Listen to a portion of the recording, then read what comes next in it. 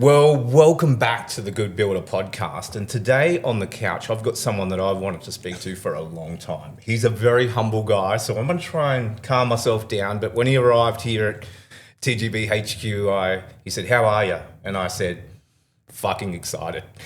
I've kicked it already off because I'm sitting here with the legend Tony Gall. And I was also saying to him too that I don't idolise movie stars and things like that. And I'm sorry, mate, this might get a little awkward. But a little bit embarrassing. But I don't idolise movie stars. I've got a few sporting stars that I look up to, but I look up to a lot of people in business. And Tony's been one of those guys that I've been stalking probably for the past few years. He never knew me until a few months ago. But just wanted to check out what's going on. So welcome to the couch, Tony. You're very kind, very kind. I'm sorry, mate. Thank you. I'm not sure about the legend sort of thing, but there's a lunchbox saying, I think, in your own lunchbox. So, thank you, mate. Very kind. I know, very and kind. I know how humble you are, and I'm sorry because I just needed to get that out. And it was going to always come out. But, mate, you're the GM of retail sales at Creation Homes now. Yes. Yeah. So you've done some, there's some fantastic work there. We just got the results from one of our sister companies, Australian Construction Data, and you guys are booming. We're going okay. You're going pretty we're good. growing nicely, and I think controlled growing is what we're at. Yeah. It was good. I think, 58% growth. I think the growth was there. And the thing, and there's some other, so obviously some other builders are doing great things as well with some, exceptional growth. There was a fair bit of growth across the board, which was pretty good. You guys definitely were one of the fastest growing, but it was some good results, mate, especially for such a fairly young company. Well, and our investment wholesale arm have been going for about 5 years, thereabouts. I started there three years ago. It took us 12 months to get our first display open back in May, June in 23. So, I guess we've been selling now for 2 and a bit years. Wow. The first 2 displays come into fruition in about that June time. Both of those displays won awards, which was fantastic. Yeah.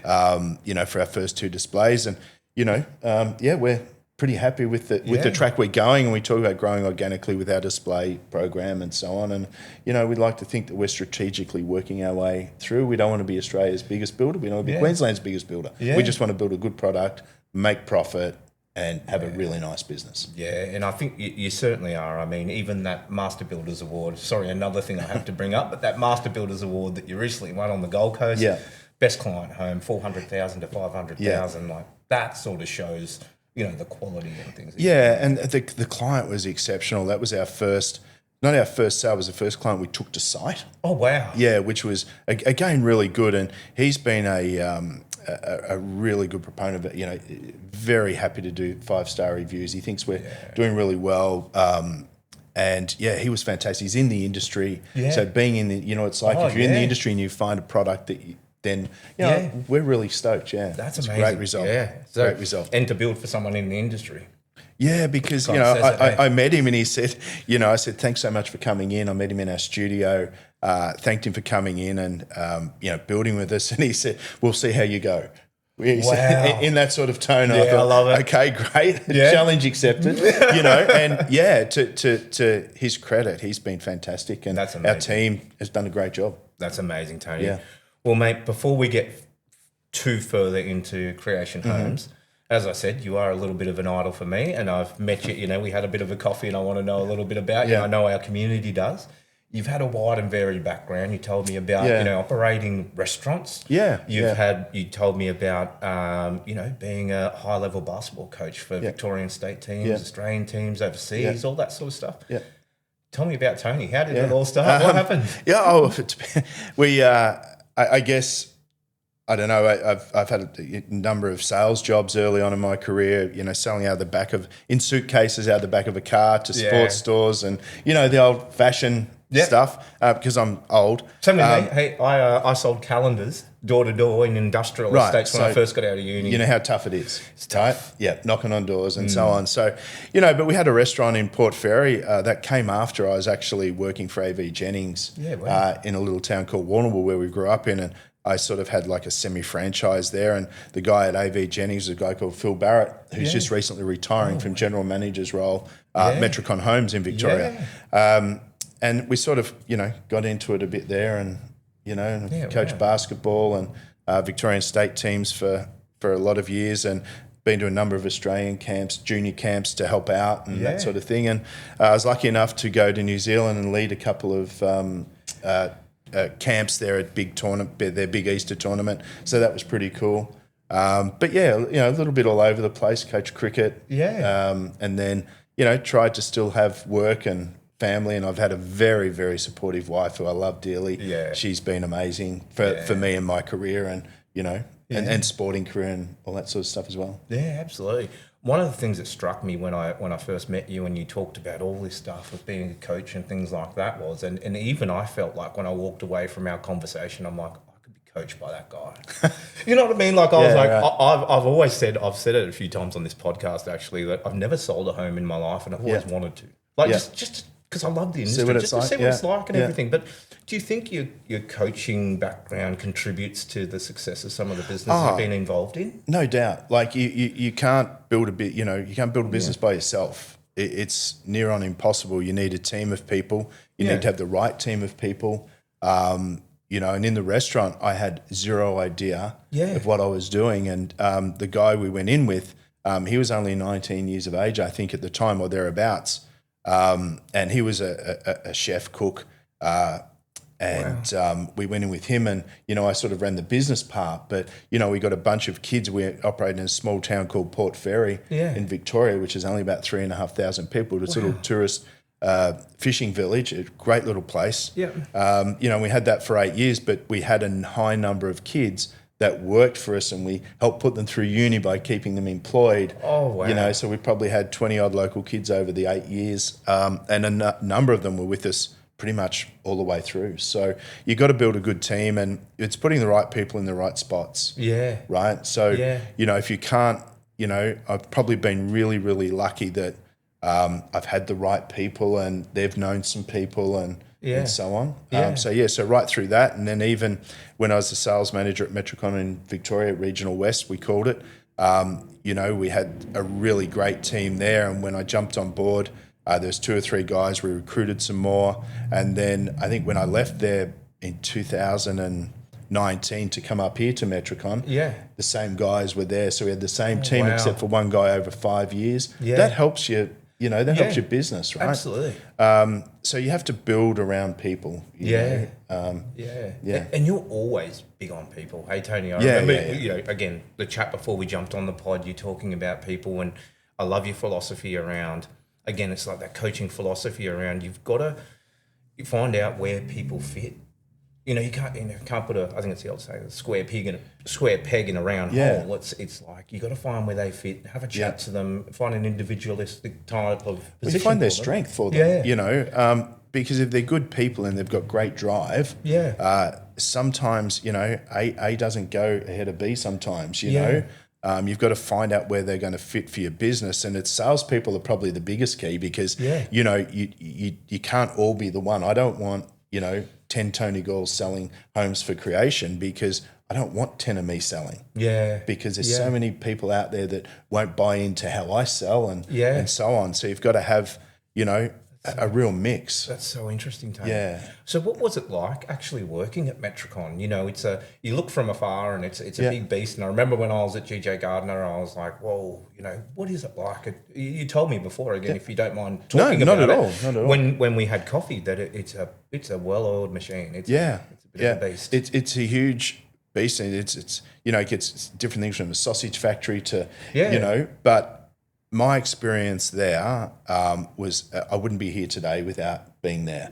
I wouldn't be here today without a guy called Phil Barrett who was at AV Jennings. And how I got to Metricon, mate, was literally I'd sold my restaurant. The next day, Phil Barrett rings me and said, hey, mate, do you know anybody that wants to sell homes from Metricon in Warrnambool? And I said, well, when do I start? And that's how it started. So Metricon, I've been right from sales, right through then as sales manager in Victoria and here.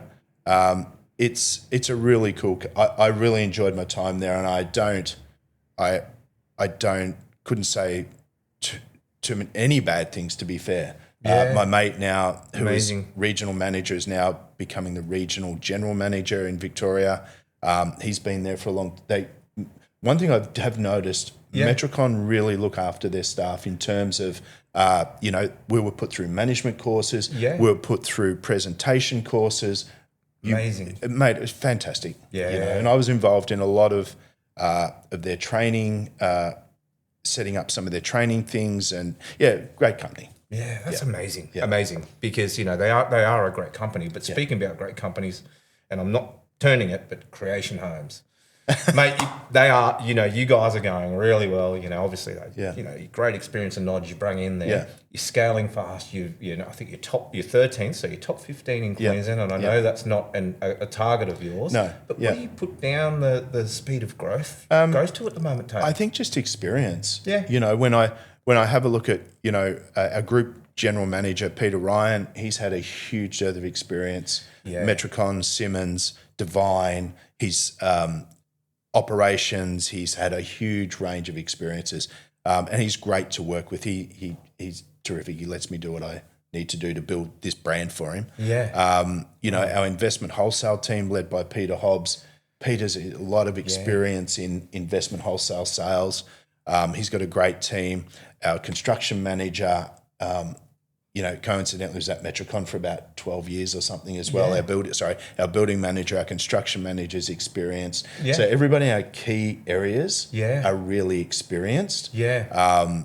And, we get things done because of that, and then we hire the right people. Yeah. As much as, we hire the right people. Because we're a smaller builder, we may not necessarily get those, we have to work there. But I think we're going to get there. I have a number of calls from people saying, hey, I've got a sales guy. He'd really like to have a chat with you guys if you've got a position. Yeah. That stuff's starting to happen. Yeah. And selling homes is a tough thing. If you've never sold one. No. It would be. Yeah. I mean, and it's like the way it's probably the longest consumer process. Yes. In terms of consideration, there's a lot of trust you have to build. Yes. There's, I've analysed it. I've helped write sales processes. I probably shouldn't say that because I've never sold a home in my life. Yeah. But it is it's something something you really got to get your head around. And I think almost there's a bit of an art sometimes to it. I think there's a little bit of everything. There's a bit of a science of it. There's psychology. I'm big on the psychology of sales. I had a mentor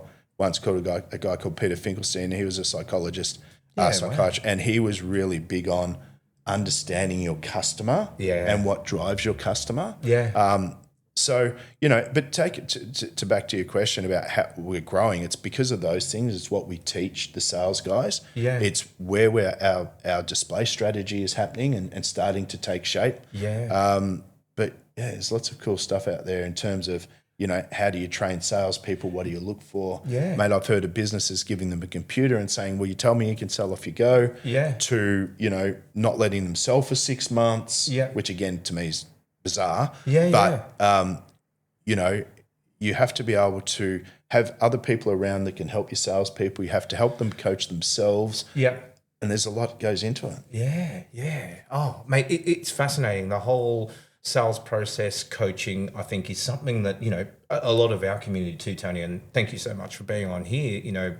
We have a lot of smaller and, small to medium builders that listen to us, and they haven't gone through probably the same experience and training you have. So they struggle through it. And we get a lot of questions around, what are some of the biggest pitfalls and things that you go. So for a smaller builder, and I'm sorry to pick your brains, mate, but for our audience, what would you sort of say would be the first thing if they wanted to get a sales process in place, or if they're looking at their sales, how could they improve them? I think you have to sort of go, what numbers do I want to do? Yeah. Where do I want to be first? Yeah. If you're not display orientated, I think it's a little harder. Yeah. Cool. If you're a builder, a retail builder, we're lucky in our business. We've got the investment wholesale and retail. So if one, struggles for a month, the other one may pick up. Yeah. But if you're strictly a retail builder, I think you have to work your numbers backwards.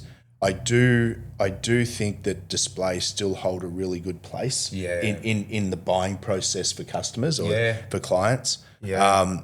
And for a small builder, I think work out where you want to go. Yeah. Then you have to go, how am I going to get there? Yeah. Because if you haven't got the right people, how many salespeople do I need? Yeah. How do I grow and scale it will depend on that number at the end. So if you want to build 20 homes a year, that may be as simple as just having an office, for example, and showing people through some homes you've already got under construction, right? Yeah. Or some finished homes, asking a client if you can, hey, can we rent this off you for a month? There's ways to do it without the big outlay of a display program, right? But once you need to get to 300 retail builds, you have to have a strategic display program. And I'm not talking the investment builds are different. That's a different customer. But to have, retail customers, some older, I guess some structural changes, a proper retail experience, which is studio. It's a whole, personalization, customization. Then you need to have a display strategy that goes with it, because you can't sell 300, 400 or put 300 or 400 on site. Doing it behind a door. I'm with you, Tony. And we did a little bit of a research on like the consumer journey and displays, especially in that retail space, play a massive part. Speaking of the wholesale space, and I know this is going off on a tangent, but I'm really interested in it because there's a few numbers that are going on there.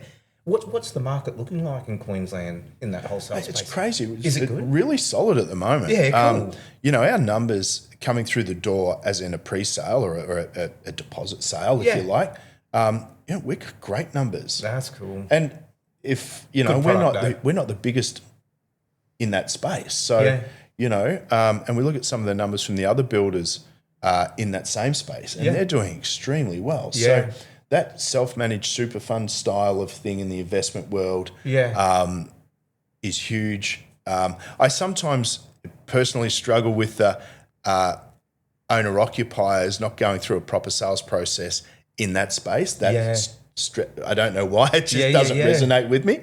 But in terms of, hey, I want to, self-managed super fund, I want to buy a few properties, it's absolutely perfect. You don't have to stress yourself out going to display villages. It's what are the numbers? Give me the numbers, and that's all I care about. Right? I don't care if it's green. No, that's so cool, Tony. And mate, you touched on that whole display program, and you just told me before you've got a pretty special display. We've just opened up Kinmar Valley. I'm going to get down there if you don't mind. Go for it. It's Kinmar Valley's just open, and we've got a 29 square home called the Woodhaven. It's an outstanding house. And, we've got another smaller one there. It's about 230 square metres. It's also got some really special things in it. And, we can open up displays, and I can open up a really basic display and knock yourself out. But our displays are next level. The first two ones won awards, which is great. And we've got two more opening at White Rock out at Ipswich. They'll open in September, October. And one's a double, and again, they are really good. At some point, I'm sure we'll go back off a little bit in terms of what we put in them and what we show people we can do. Because that's what displays are all about. Everybody knows, right? Everyone knows what a standard sliding window looks like.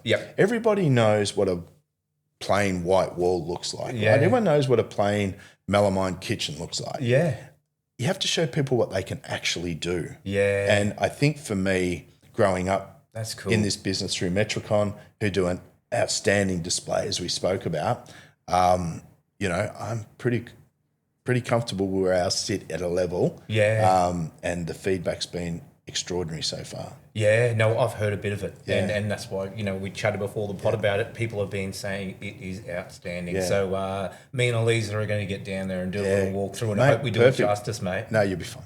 You'll be fine. You guys are doing a great job. Oh, thanks, mate. That's super cool. Well, on Creation Homes, what else is coming up for you guys? Have you got some exciting projects going on in the future? Any developments? Our display program will keep growing. We've got the ones at White Rock.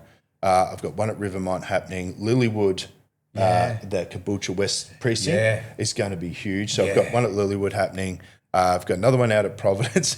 So I think by the middle of next year, we're going to have 8 centres, which will be huge. We've also got jumping into Roachdale, which is good. The other thing we're doing at North Harbour, we've been able to manage to put together an acreage display in a display village, believe it or not. So I've been able to work with the guys at North Harbour, which has been brilliant, to put in an acreage house in the display village, which is, I can't remember The only time I've seen it is Metricon guys had one at Bridgman Downs, but they were the only ones displayed there. Yeah. There's about 4 homes. That's the only time I've seen at this point anyway, and I'm sure there's, but I haven't seen an acreage house in a display village. I think, Tony, the only other one I saw, and I don't know if you'd consider it acreage, but when Aura first opened, Style Master, I think it was certainly a longer format. Yeah, that corner block style of thing. Yeah. Yeah, which you can do that little bit longer style of home. It might not have been acreage, but I'll tell you what, when you said that excited me because even that house was so different. And I remember going to Aura. I was at GJ's at the time, and I was walking through. Of course, I think you were probably at Metricon. I saw the Metricon home. I was like, whoa. Like, that was the one I remembered, and the Style Master one. Yeah. And then there were 30 other homes. No offense, even to GJ's, I love you guys, but I did not remember your home. Yeah. And that's part of the other thing about a display, right? Yeah. So you want to have something in there that people go, we may not build them, we must go back and talk to them. Yeah. Right? Yeah. And that's what we want. You want people to come back in. Yeah. So thank you so much for this information, because for all the builders out there, you're talking to a literal genius of this sort. we won't go that far. Okay, but there's some good clues in here about how you do your display programs, guys. And it's there is, and it's not as simple as just throwing up a house and going, right, we'll get 40 sales out of that. We see that sometimes, and you will see that, and I think that there's got to be some thought, because we're playing with a lot of money, a lot of money, and you have to get a return on that money, and you just have a crack at it. Got to do it. Yeah. We'll make that acreage. I can't wait to see it. It'll be awesome. It's next level. Wow. So when's that, if you don't mind me asking? It won't open until August, September next year. 2026. Yeah. We won't start there until October, November. Yeah, with the whole display village. Yeah. Coming online. Yeah, so that'll be super exciting for the display village for sure, mate. Mate, that is going to be super cool. Yeah. And, I think part of that goes to where that particular developer is seeing our growth as well. Yeah. Because, as a newer builder in that space, you don't quite often get the best position. Yeah. And you have to bide your time, and you have to take your turn. And I've been very open with developers on that. We understand where we sit. We're new. I'm not here to ask for anything. But by the way, could we have those 3 blocks, and could we do this? Yeah. So, that is pretty cool. That's pushing it. Yeah. Yeah, it is. Yeah. Because as you said, I don't think the Style Master was one, actually. It was one of those, you're right, it was one of those corner block ones. There's not been many. I can't think of any. I'm sure there are some, but, literally at the front of a display village, you drive in and all you see is this acreage. It'd be fantastic. So really looking forward to that. And there seems to be a bit of demand for that product, Tony. A lot. Now, the Hallmark guys have done an extremely good job. Yeah. They do a lot of acreage. Metricon do a lot of acreage. Yeah. And I'm sure there's a number of other builders doing really well. Yeah. And Queensland's, it's like that. It's you go an hour out of town, an hour out of the city. And, I was reading somewhere the other day, there was another acreage a subdivision out, I want to say out towards Hatton. Yeah. Out that way. There's another 30 or 40 blocks there. Yeah. It's a big business. So, and the builders are doing a great job with it. They are. It's just not a house anymore in the middle of a block. Yeah. Right? There's some functionality to it. There's 100%. Some environmental stuff to it. Yeah. Terrific. Yeah, that's fantastic, mate. Yeah. Oh, can't wait. It's actually excited me. It will be good. Oh, cool, mate. Yeah. Well, this is another question I'm going to spring on you, and you don't have to answer. We can cut this if you want to, Tony. The NCC changes are on pause. Mm-hmm. Could we get your opinion on what you think about that, Tony? Yeah, the whole NCC EE discussion. Yeah. We have to. There's a lot of things we have to do. People shouldn't be forced to do certain things if they're paying to build a house. Yep. We talk about affordability in the marketplace, etc. There's a number of reasons. The NCC, the EE. Yep. We're forcing prices up. Yep. Right, by doing this. Yeah. And we're not forcing them up by $5,000. We're forcing them up by $20,000 to $30,000 to $40,000 to $50,000 to $60,000. A lot of builders spend a lot of money changing floor plans and all of that type of thing to accommodate NCC. The EE comes in. It's a mess in terms of you can move a house fractionally and it changes. You can take a window out and it changes. Yeah. It's really there's somebody sitting in an office that I think needs to have a good long hard look at themselves because they're trying too Agree. hard to be confusing people. Totally It doesn't need to be that hard. Yep. Right? Yeah. We can, 6 stars fine. If someone wants to build a 10-star, energy, let them. Yeah. But don't force people to up their spend because you feel good about yourself. Yeah, yeah. Right? I agree, Tony. Like, I in my head, I couldn't fathom why we're looking at affordability of housing in our country now too. Yeah. And then these things are going to, add more price to our home, and you're just like, what is going on? Crazy. Mate, It's madness, isn't it? Yeah. So, it really is. Thanks for your opinion, Tony. Sorry to spring that one on you. No, mate, that's but okay. It's a recent topic. I think I'm not the only one. No, mate, there was so much chatter. And mate, that was very much in line with you, and all the respect I have for you, and you've worked with some of the biggest and baddest builders, and obviously to get your opinion's very valuable. So I appreciate it, mate. Yeah. No problem. Easy done. Yeah, thank you, mate. Well, I've got one last question for you. We're at the end. I could talk to you for hours. I think I want to have you back on actually because I think there's some other stuff. Right, First of all, I just want to introduce you, get some knowledge out there. There's a lot of good stuff here. But my last question for you, Tony, is we're called the good builder. Yeah. What makes a good builder? It's a really good question because I think there's a number of things, but a customer first focus. Yep. You have to be. The sooner builders start to understand that the customer is employing you, not the other way around, to build them a house, the better. And yes, we still have to follow process and we still have to have process to make it go smoothly and for a customer experience. Yeah. But we have a customer at the end of it. So for me, a customer first focus, integrity and transparency. Yep. I look at all of our 5-star reviews and a lot of, pretty much say 80% talk about the transparency. Absolutely, right? The willingness to be, integrity and transparency is great. Solution focused, because we're dealing with people, we're dealing with people's big, I think you said before, the longest drawn out process. So if you're not solution focused, then don't expect your clients or your customers to be around too long. So I think those sort of things for me are the best thing. But at the end of everything we do, there's a customer at the end. So how does the customer view it? Yep. If you were the customer, how would you view this information? Yeah. And communication. Sorry, the other big one for me is communication. It's probably right up near the top. Because we can get rid of a lot of objections and so on just with some simple communication, which comes back to transparency and integrity and the customer first focus and journeys. I love it, mate. Yeah, mate. I love it. I always used to think to myself when I was at GJ's, I was always like, if I can impact time, trust and transparency in our customers and like that whole experience, then we're a good builder. And I think you just nailed it with exactly what you said. You're 100% spot on, mate. It's so cool, mate. Yeah. No, well, congratulations on everything. Mate, thank you for being an inspiration to me personally over the last few years and just watching what you do. And I love the journey, man. And I love what you're doing at Creation Homes. Mate, can't wait to have you back on. Thank you very much. Anytime. Good on you. Thanks, brother. You're a legend. Good on you, mate. Thank you.